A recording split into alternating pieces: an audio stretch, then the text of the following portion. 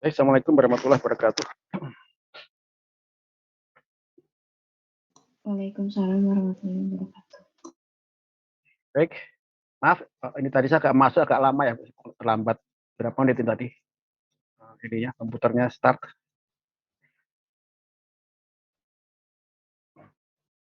Baik, sebentar saya ini kan jadi kita tinggal beberapa ini kuliah ke berapa sih? Ke 12 ya,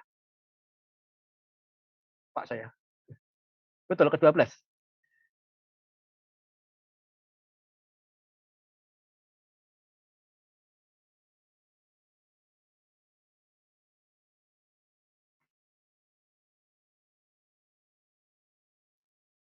Mudah-mudahan tadi tidak lupa mengisi daftar hadir jam 1 yang sampai jam berapa tadi? Yang sekarang ini ya, 14.20. Sudah saya buka sejak tadi. Baik, kita lanjutkan materi kita, yaitu kalau kemarin sudah pada analysis of variance, yaitu pada bagian ini, bagian variansi This yang meeting is being menggunakan uji recorded. F. Nanti kita akan ini lagi, yaitu pada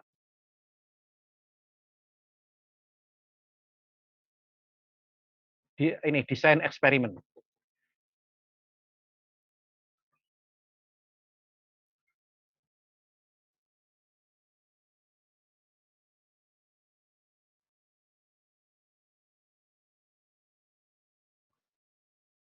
Oke, sebentar lagi azan ya.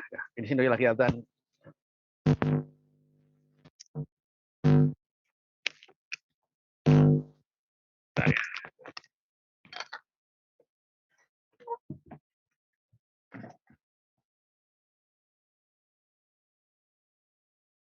The recording has stopped.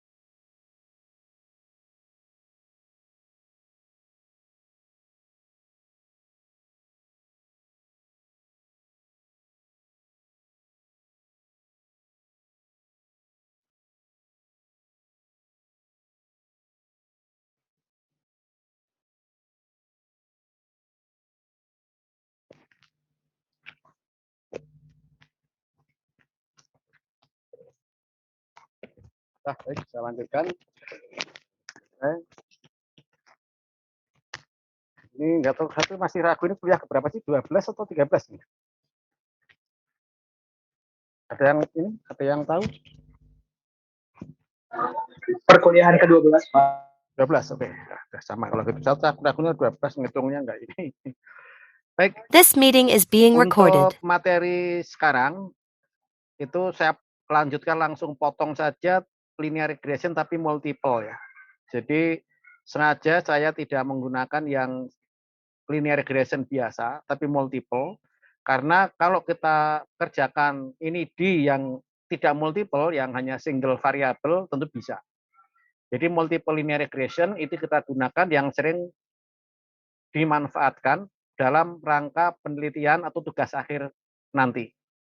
Itu banyak sekali biasanya menggunakan terpaksa multiple linear regression. Karena di dalam tugas akhir, hampir dapat dipastikan variabel bebasnya lebih dari satu. Paling tidak dua. Malah kadang-kadang lebih, tapi rata-rata dua. Jarang yang satu.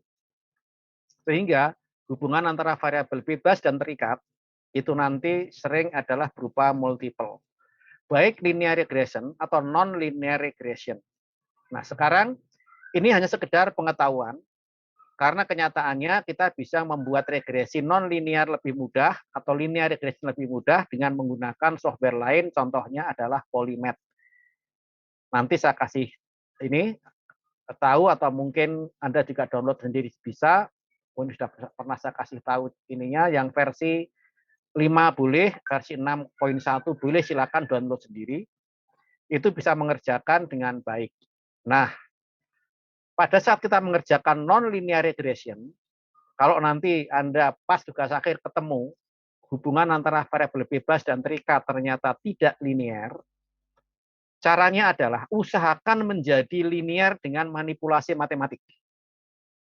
Jadi usahakan sedapat mungkin menjadi multiple linear. Nanti di regresinya linear dengan manipulasi matematika. Gimana contohnya?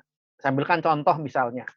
Hubungan antara Y, antara Y, ternyata di sini ada seper X misalnya. Y sama dengan A per X misalnya. Itu kan nggak linear. Y dan X kan nggak linear. Dibikin linear, Anda bikin yaitu antara Y dan seper X. Jadi variabel bebasnya bukan X, tapi seper X. Sehingga hubungan antara Y dan seper X tadi itu menjadi linear. Sehingga regresi linear masuk. Jadi usahakan kalau bisa jadikan linear regression dari non-linear regression jika itu non-linear dengan manipulasi matematik. Baru kalau ternyata tidak bisa diapa-apakan lagi dan terpaksa non-linear, ya sudah, Anda bisa mengerjakan non-linear regression itu dengan menggunakan software Polymath sebagai contoh misalnya. Itu software lama sebetulnya, lama sekali, kayaknya malah nggak diperbaiki lagi, kayaknya diperbarui. Ya software lain silakan saja sih ya. Anda boleh pakai software apa saja, bahkan SPSS boleh, Minitab boleh, cuma agak ribet.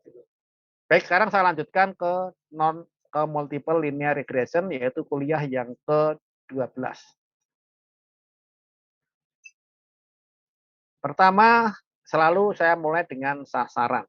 Pertama, Anda diharapkan dapat menggambarkan hubungan antara variabel bebas dan terikat memakai multiple regression analysis.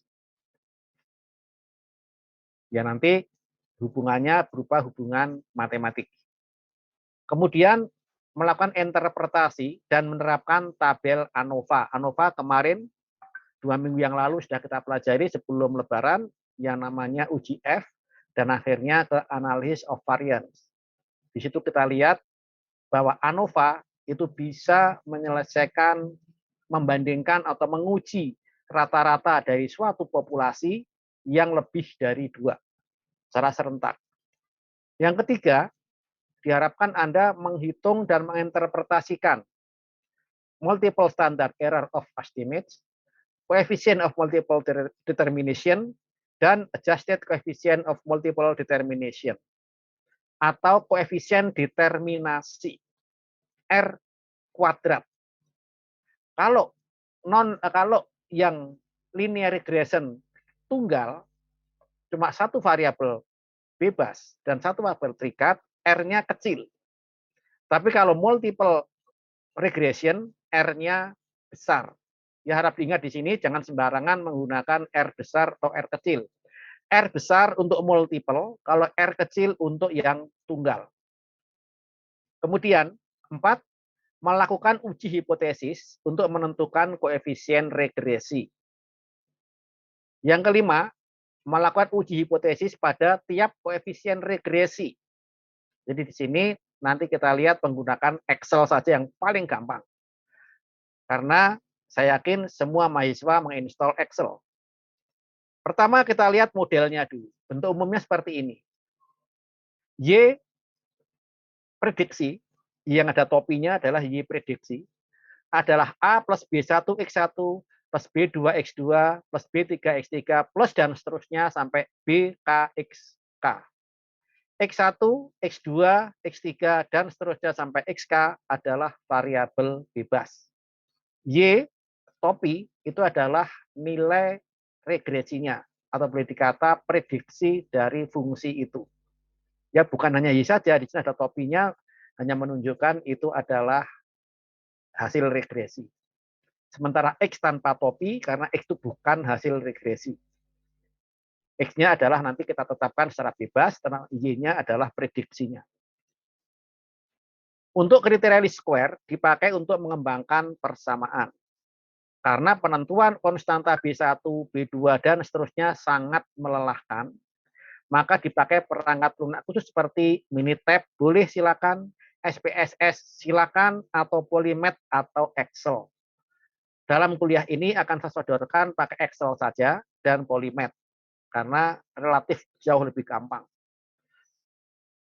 Baik, sekarang kita mulai dengan bentuk umum dua variabel. Berarti kita potong yang X3 ke atas, dan kita tinggal Y topi atau Y prediksi adalah sama dengan A ditambah B1X1 ditambah B2X2.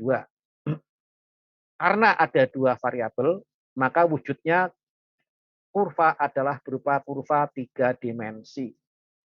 B1 adalah, Anda perhatikan di sini, perubahan neto dalam Y untuk tiap satuan perubahan dalam X1 pada X2 konstan. Ini disebut koefisien regresi parsial atau koefisien regresi neto atau koefisien regresi saja. Demikian juga B2, itu berarti perubahan neto dalam Y untuk setiap satuan perubahan X2 pada X1 konstan. Jadi masing-masing perubahannya satu konstan, satu berubah, satu konstan, satu berubah. Nah, kita lihat kalau Anda perhatikan, sebetulnya karena berbentuk ruang, maka ada yang namanya bidang.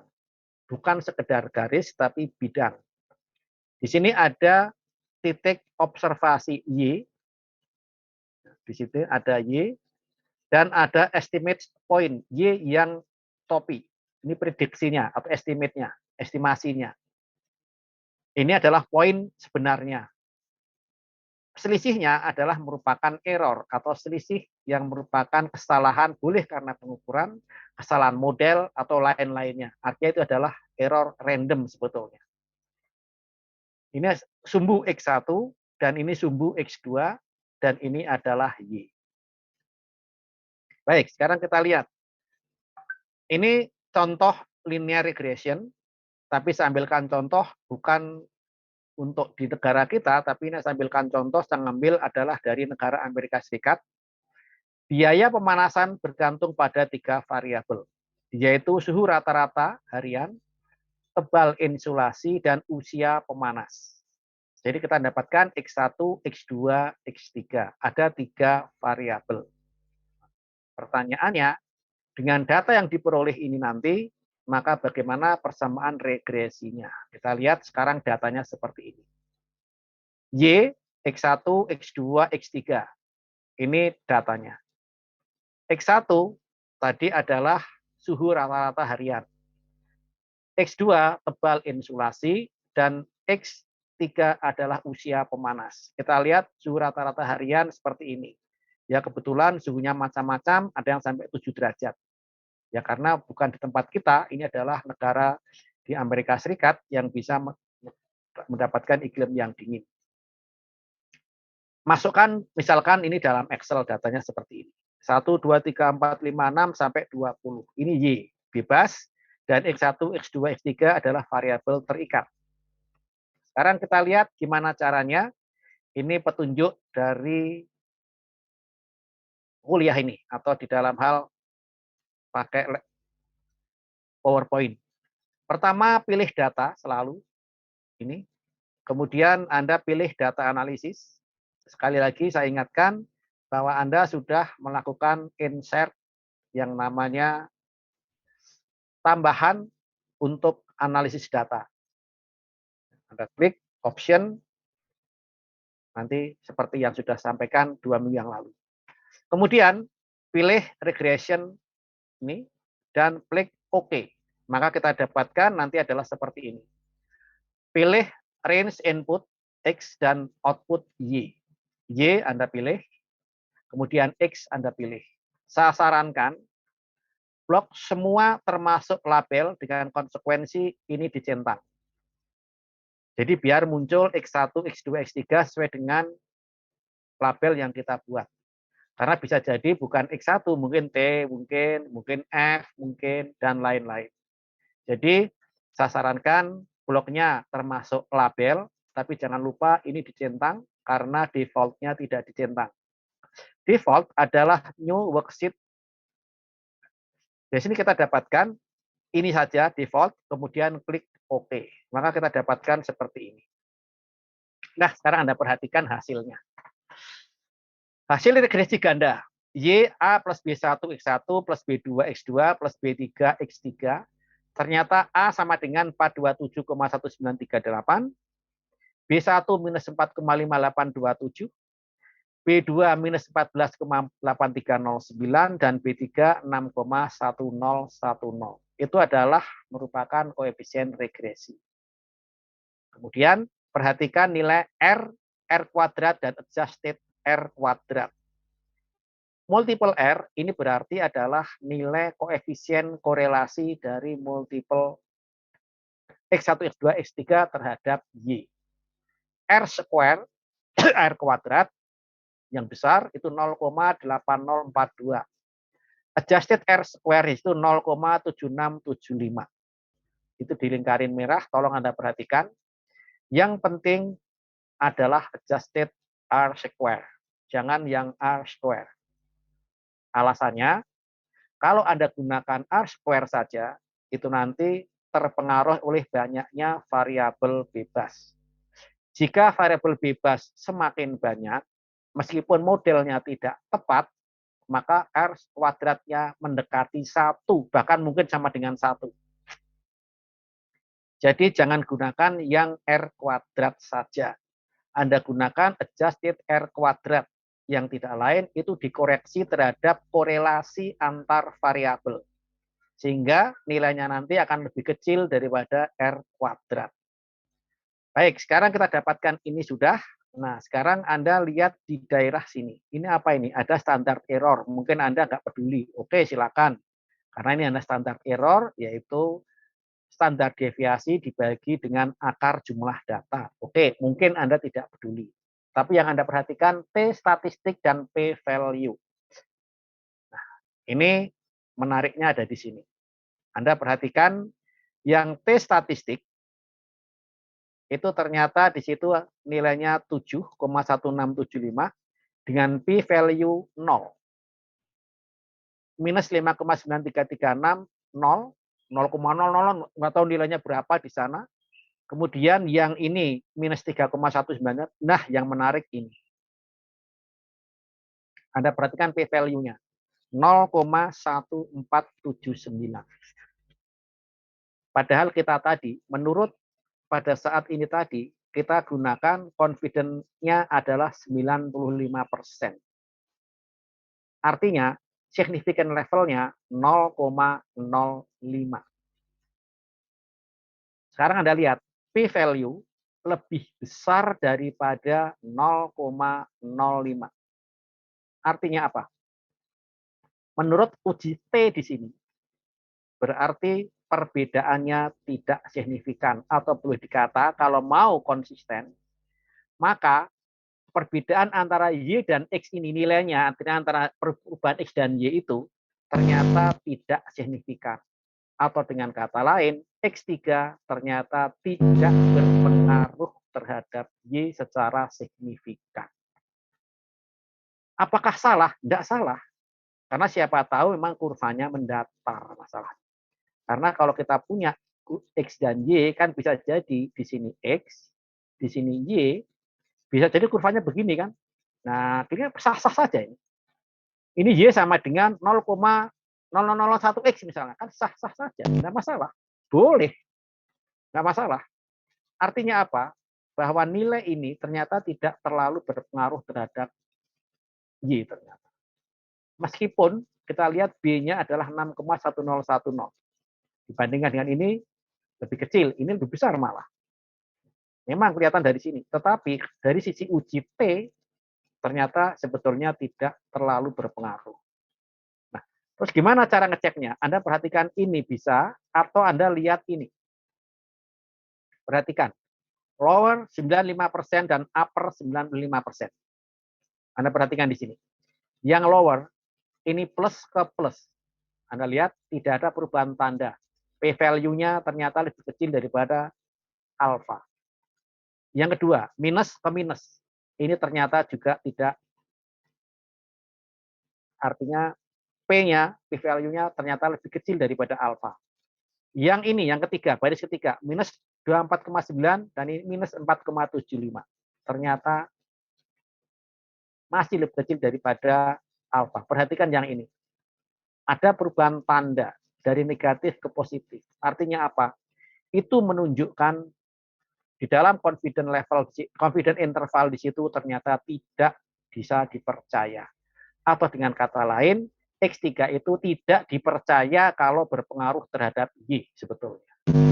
Jadi grafiknya sebetulnya kalau digambarkan nanti, kalau digambarkan 3 dimensi, boleh jadi Y X3 itu terhadap Y agak mendatar, yang perubahannya tidak signifikan.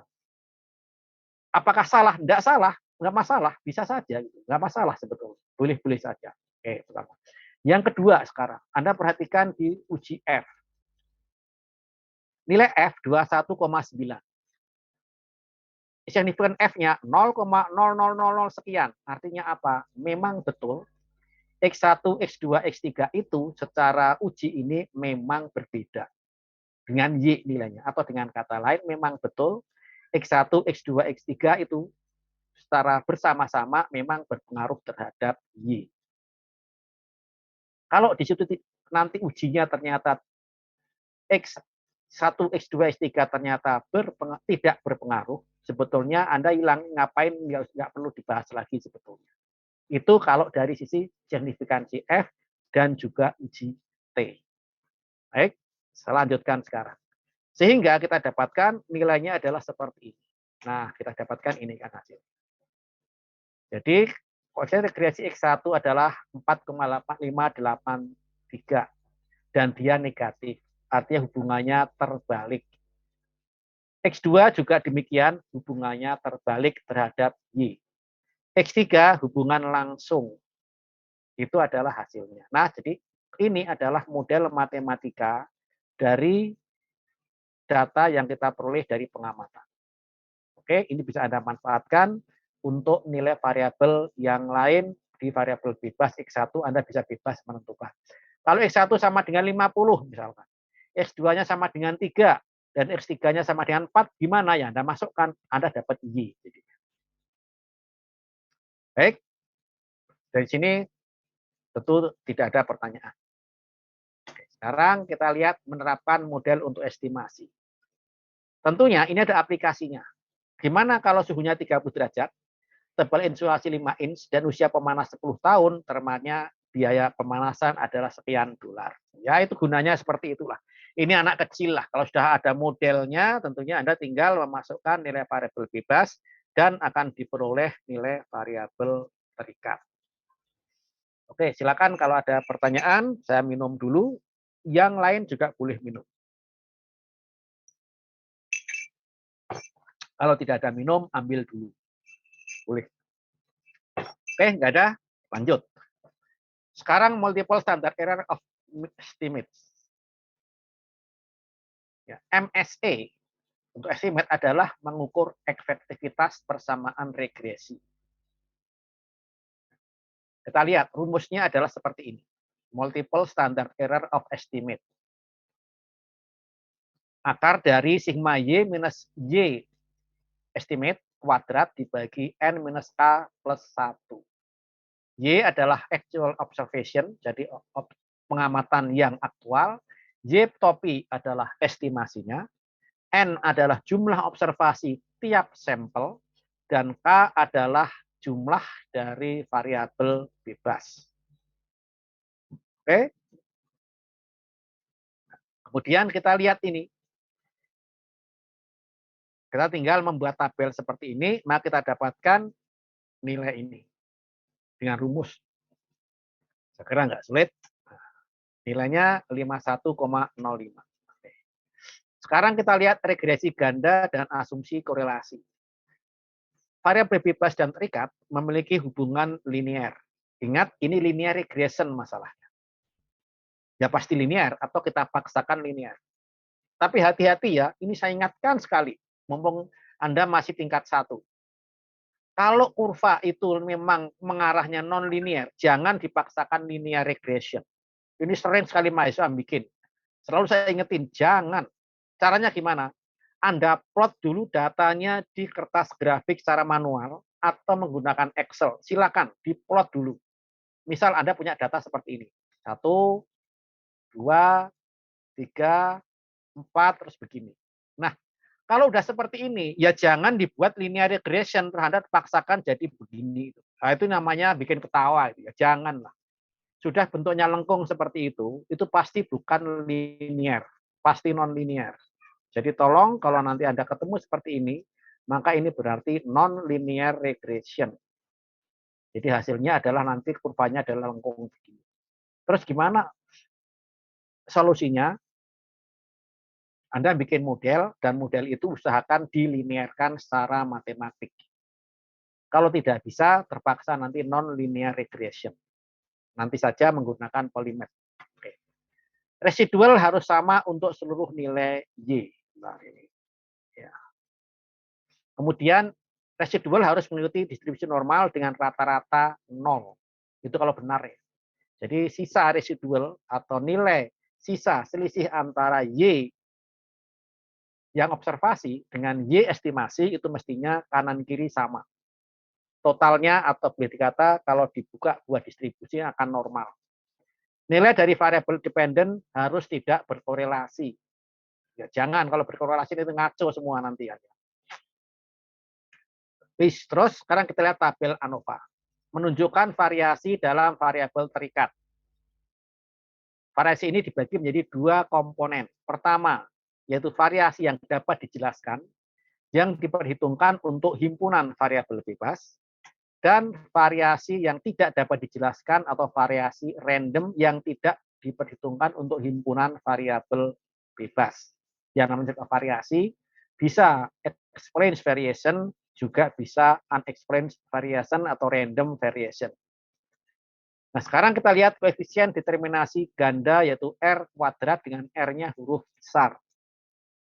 Sekali lagi, yang namanya koefisien determinasi adalah persen variasi dari variabel terikat yang dapat dijelaskan oleh satu set atau boleh dikata set dari himpunan variabel independen X1, X2, X3, dan seterusnya sampai XK. Perhatikan, itu adalah merupakan persen variasi dalam variabel terikat yang dapat dijelaskan istilahnya ya, oleh himpunan variabel bebas. Karakteristiknya, pertama disimbolkan dengan huruf besar R kuadrat. Yang kedua, bernilai antara 0 dan 1. 0 tidak ada korelasi, koefisien determinasi ininya 0, variasi persennya 0, sementara kalau 100% berarti memang betul-betul dapat dijelaskan oleh seluruh dari X1, X2, X3, XK. Itulah sebabnya R kuadrat akan mendekati 1 manakala variabel bebasnya banyak. Tidak dapat bernilai negatif, jelas karena kuadrat, mudah diinterpretasikan. Sekarang kita lihat koefisien determinasi ganda, rumusnya adalah seperti ini. SSR dibagi SS total. Itu secara rumus. Ya, persen perubahan dalam variabel terikat yang dapat dijelaskan oleh himpunan variabel independen yaitu S1, S2, S3 sampai XK. Kemudian adjusted coefficient of determination. Ini jumlah variabel bebas dalam regresi ganda membuat koefisien determinasi menjadi besar. Jadi meskipun sebetulnya tidak bisa dijelaskan oleh himpunan itu, tapi karena jumlah variabel bebasnya besar, maka koefisien determinasi otomatis menjadi besar. Jika jumlah variabelnya K dan ukuran sampel N adalah sama, maka koefisien determinasi 1,0. Nah, perhatikan. Anda bikin sampel per variabel 5 dan jumlah variabelnya 5, maka koefisien determinasi 1,0. Jangan senang dulu. Jangan senang bahwa itu menunjukkan, wah ternyata memang model saya sangat bagus misalnya. Tidak. Anda perhatikan di sini. Penyimbangan pengaruh jumlah variabel bebas yang memiliki koefisien determinasi ganda dipakai adjusted coefficient of multiple determination. Ini yang digunakan. Yang rumusnya adalah seperti ini. Mana tadi? Jadi adjusted coefficient of determination R kuadrat itu adalah 1 minus SSE dibagi N K plus 1 dan per SS total per N min 1. Ini contoh rumus yang digunakan dari contoh sebelumnya. Kita dapatkan R dasarnya 0,77. Ini rumusnya. Sekedar Anda tahu, kalau nanti pas memakai Excel. Nah, sekarang kita lihat. Ini catatan penting di dalam regresi ganda. Pertama, koefisien determinasi R kuadrat. Nilai yang menunjukkan seberapa besar pengaruh variabel bebas pada variabel terikat. Semakin besar, berarti pengaruh semakin besar. Hanya bermakna, perhatikan ini, hanya bermakna bila sudah terbukti variabel bebas berpengaruh terhadap variabel terikat. Kalau ternyata dari uji F tidak berpengaruh, maka sebetulnya makna koefisien determinasi jadi kabur. Atau dengan kata lain, Anda selesai, nggak usah bikin model sebetulnya. Karena maknanya tidak begitu jelas atau kabur. Pada regresi ganda, R kuadrat menunjukkan pengaruh simultan variabel bebas. Tidak tunggal, tapi simultan seluruh variabel. Nah, pertanyaannya tentunya, apakah berpengaruh? Lakukan uji F dengan regresi ganda untuk membuktikan. Tadi di dalam tabel ANOVA tadi ada uji F-nya. Jika variabel independen tidak berpengaruh pada variabel dependen, jadi Anda dapatkan nilai F uji lebih kecil daripada nilai F kritik atau significant value lebih besar daripada nilai alfa, maka koefisien determinasi tak ada artinya. Stop. Sebetulnya kakunya seperti ini sebetulnya. Karena apa? Sebetulnya nggak ada pengaruhnya ya, buat apa dibuat model. Tapi kalau Anda paksakan dibuat model, ya sebetulnya boleh saja. Cuma kalau nanti Anda uji, sebetulnya nggak berpengaruh sebetulnya. Ibaratnya Anda mendapatkan persamaan Y konstan sebetulnya. Pada suatu nilai X berapapun juga, nilai Y itu ternyata tidak banyak berbeda atau konstan. Baru kalau ternyata variabel independen berpengaruh pada variabel dependennya atau variabel bebas berpengaruh terhadap variabel terikat, dengan uji F tadi ternyata kesimpulan ternyata berpengaruh. Maka koefisien determinasi mengandung arti. Ya, jadi seperti ini. Nah, sekarang kita lihat pada regresi ganda berapa persen masing-masing variabel bebas berpengaruh terhadap variabel terikat atau berapa sumbangan efektif dari dan relatifnya. Maka kita dapatkan di sini nilai yang namanya sumbangan efektif atau SE dan sumbangan relatif atau SR. Berapa persen? Lakukan uji korelasi dan regresi untuk membuktikan. Pertama, sumbangan efektif. Besar sumbangan ini adalah besar sumbangan pengaruh pada suatu variabel bebas terhadap variabel terikat. Sumbangannya berapa? SE adalah perkalian koefisien korelasi dengan koefisien regresi. Ini penting, Anda membuat koefisien korelasi antar variabel. Perkalian koefisien korelasi dengan koefisien regresinya Anda kalikan, Anda dapat SE. Sumbangan relatif adalah besar sumbangan pengaruh suatu variabel bebas terhadap pengaruh simultan R kuadrat. SF adalah pembagian nilai SE dengan R kuadrat. Ya, ini adalah makna yang penting kalau Anda melakukan uji yang namanya regresi ganda. Mudah-mudahan ada contohnya. Nah, ini ada contohnya. Nah, perhatikan ini. Data pengamatan X1, X2, ini dua variabel. Ini seperti ini. Hasil regresi Anda perhatikan. Ini lihat dulu, ini dulu. F ini. F 1,9615. Signifikan F 0,2107. Kesimpulan, variabel X1 dan atau X2 tidak berpengaruh pada variabel Y. Karena nilai signifikan F itu lebih besar daripada nilai alfa.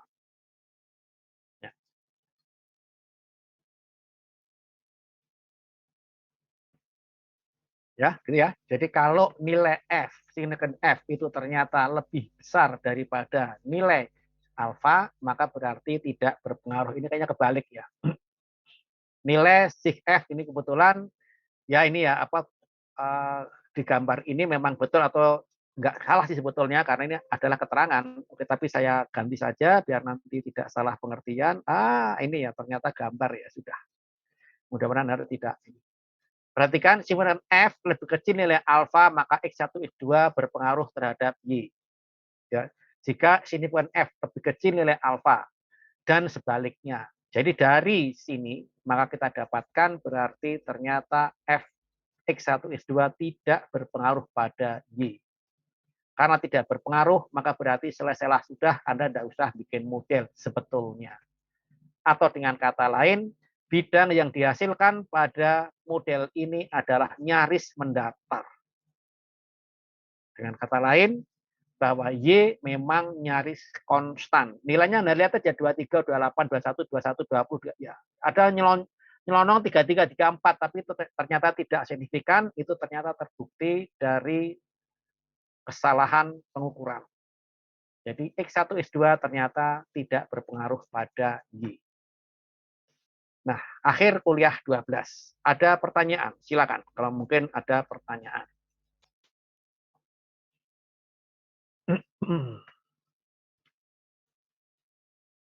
Bentar, kalau dari sisi ini sebentar ya. Ini kok ternyata kuliah ke-12 ya. Saya ganti dulu, ini ke-13 ternyata 12 ya. Oish. Masih terbuka ya. Ya sudah, saya close dulu. Bentar, ini saya close dulu ya. Oke. Ya 12. Mana tadi? Ini linear regression kayaknya A saja ya. Ya, ginilah biar gini. Jadi kata ini baik kuliah ke-12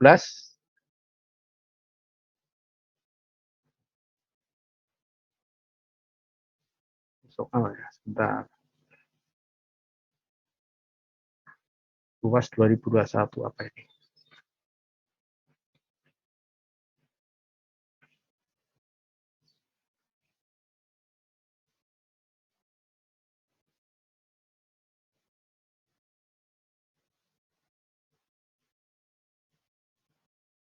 Ini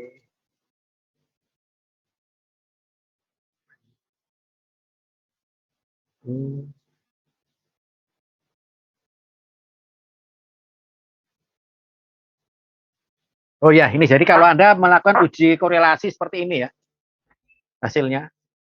Jadi kalau misalkan Anda mau melakukan uji korelasi antara ini mana tadi?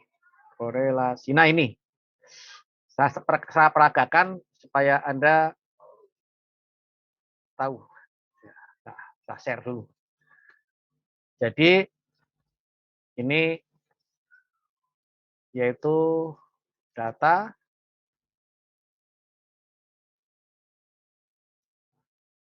dari agak lama ini. Oh, ini belum saya ini ya. Jadi insert, ini option Kalau Anda belum memasukkan ini add-ins,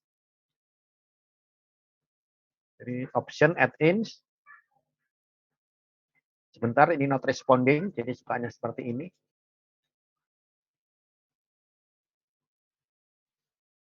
Di sini adalah Excel add-ins, kita go, kemudian analisis toolpack, ini kita centang, oke. Nah, ini ada data analisis. Jadi data analisis kita klik.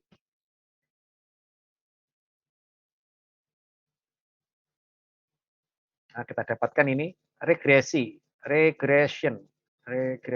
ini. Oke. Kemudian X range-nya adalah ini Y range-nya. Kemudian X adalah ini, termasuk label. Tapi label harus diklik. Kemudian confidence level pakai 95 default-nya. Kemudian klik OK. Nah, ini hasilnya. Jadi saya format. Nah, begini. Baik, Anda lihat di sini hasilnya. Ini adalah F-nya 252,411214 dan signifikan levelnya adalah 7,08 kali 10 minus 6. Sangat kecil. Dengan kata lain berarti variabel bebas adalah berpengaruh terhadap variabel terikat. Anda simpulkan, karena ini ternyata seperti ini, berarti variabel bebas berpengaruh terhadap variabel terikat. Maka nilai ini jadi bermakna. Multiple R dapat R square 0,993 tapi adjusted-nya 0,9895. Besar sekali, hampir 1. Ini bagus sekali ini. Hampir linear betul ini. Kemudian koefisien regresinya ini dapat. Nah, sekarang kita lihat masing-masing T. Nah, sekarang kita lihat p-value-nya. Ternyata ada yang lebih besar loh ya. Berarti sebetulnya untuk X2 dan X3 sebetulnya tidak berpengaruh terhadap Y sebetulnya. Jadi di sini X2 dan X3 ternyata dari menurut T statistiknya pakai uji T, ternyata X2 dan X3 itu tidak bermakna perubahannya. Meskipun secara total itu memang dia berpengaruh. Secara total berpengaruh karena X1.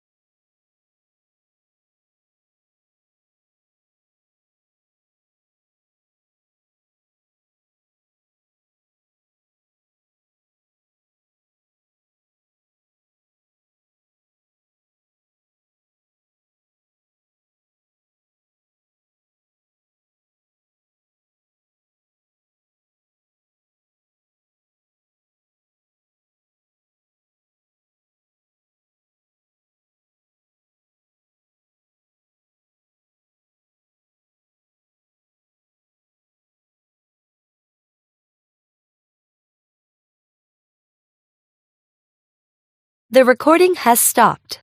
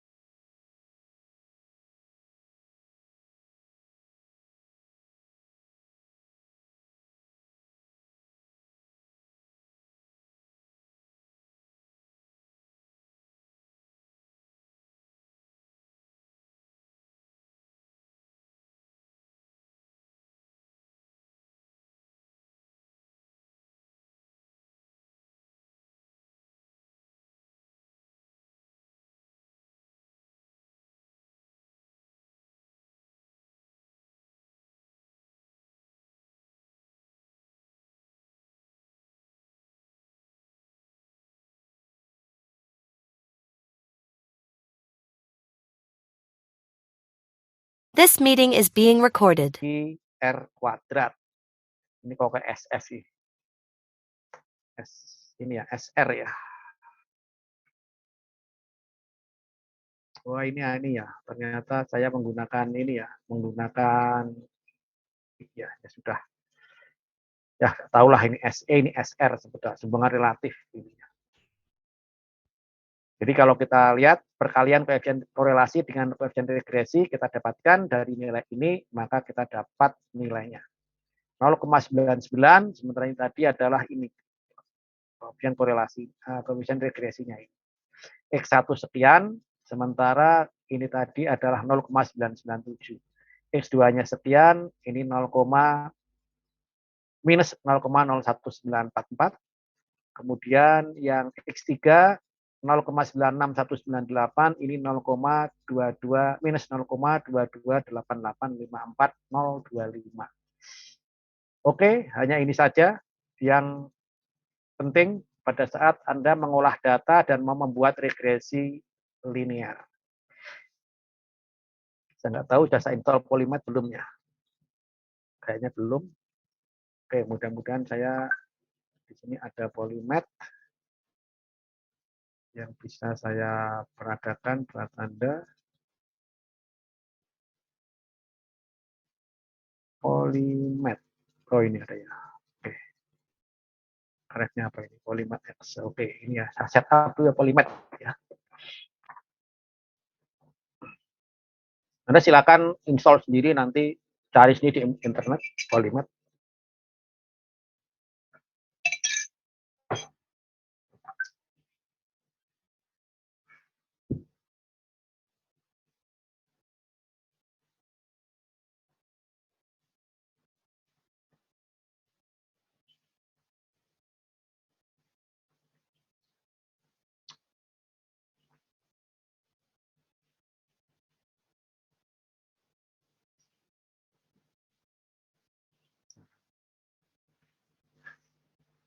Ini ya.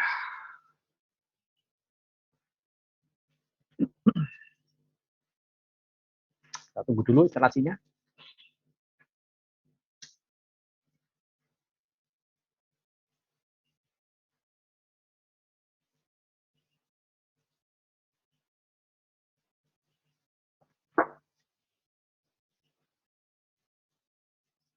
Lama ya, jadi ya sabar saja, tunggu dulu.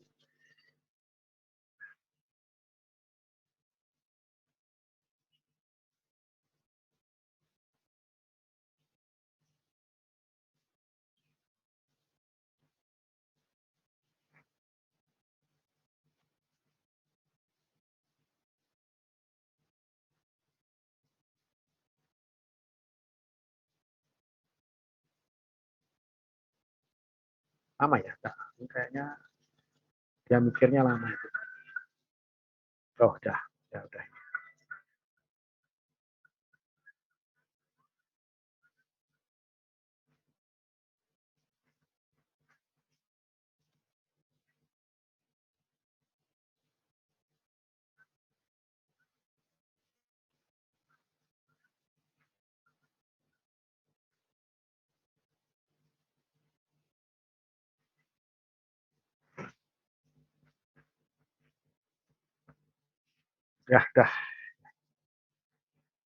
Kemudian keretnya ini ya saya harus memasukkan ke C.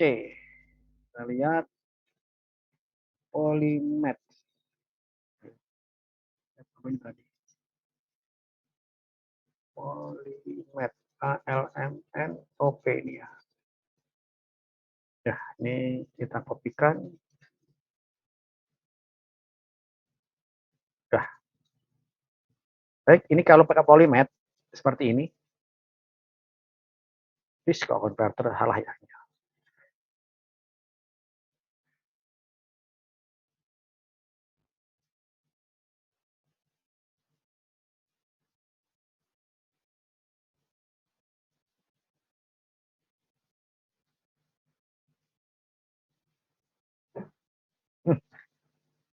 Belum masuk apa?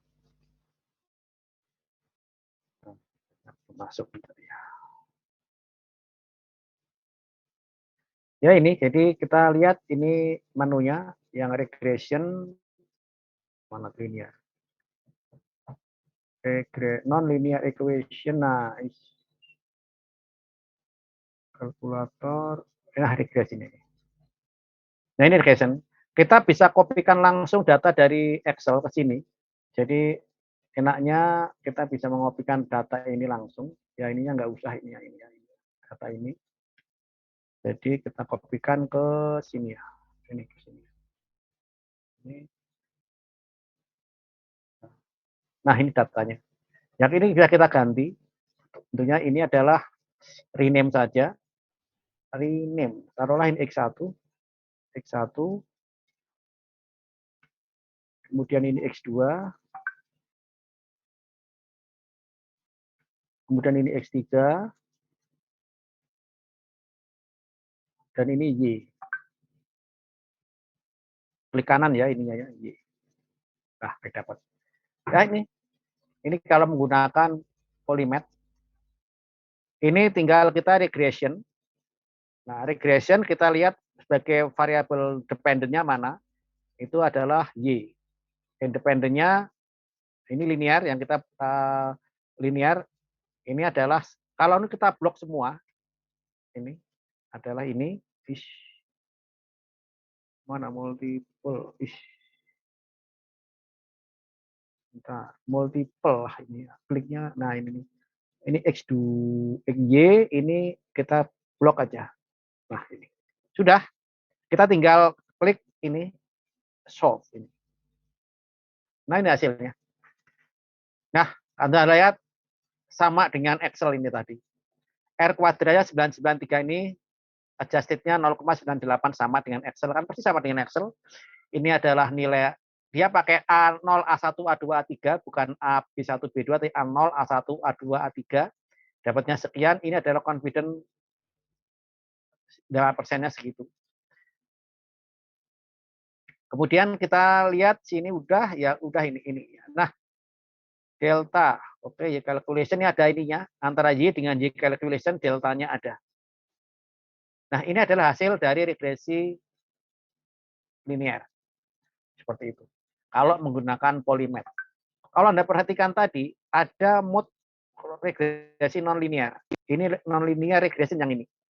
Nah, kalau non-linear regression, Anda terpaksa harus memasukkan bentuk modelnya. Ini Anda ketik seperti ini, hubungan antara Y, X1, X2, X3 itu bagaimana. Boleh kuadrat, boleh macam-macam. Semakin rumit, nanti semakin jauh biasanya, semakin sulit kita mendapatkan kepastian hasilnya. Atau boleh dikata, kalau model semakin non-linear, itu nanti hasilnya juga semakin buruk. Maka usahakan Anda gunakan linear regression atau diusahakan selinier mungkin agar nanti bisa lebih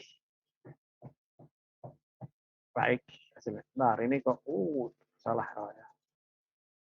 Sebentar, ini warning. Oke. Warning oke.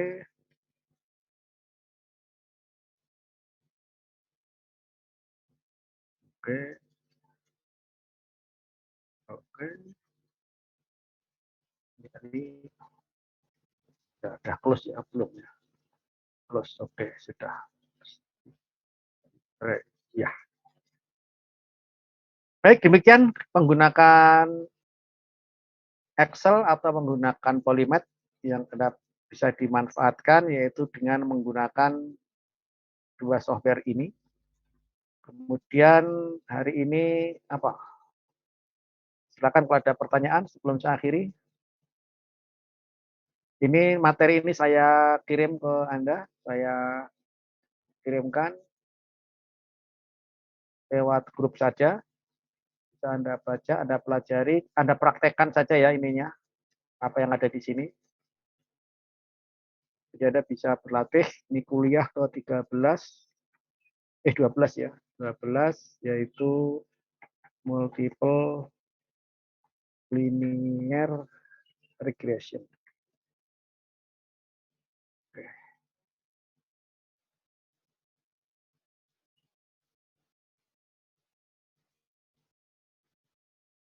Oke, statistika teknik kimia.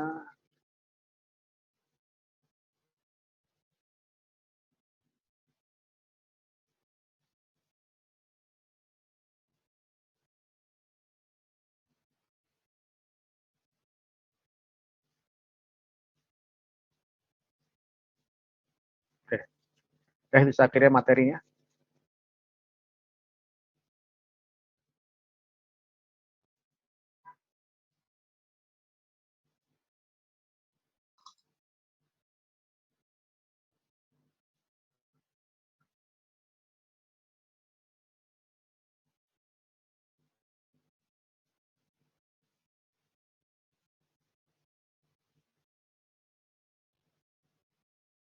Silakan kalau ada pertanyaan. Kalau nggak ada ya sudah. Mudah-mudahan jelas karena ini mudah. Jadi Anda tinggal gunakan yaitu ini apa Excel atau menggunakan Polymath. Silakan cari Polymath sendiri.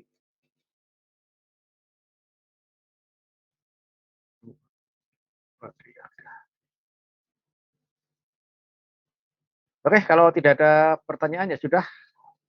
Kuliah hari ini saya akhiri. Jangan lupa mengisi daftar hadir. Mudah-mudahan. The recording has stopped. Akhir kata, wassalamualaikum warahmatullahi wabarakatuh. Waalaikumsalam warahmatullahi wabarakatuh. Terima kasih Pak. Waalaikumsalam warahmatullahi wabarakatuh. Ya.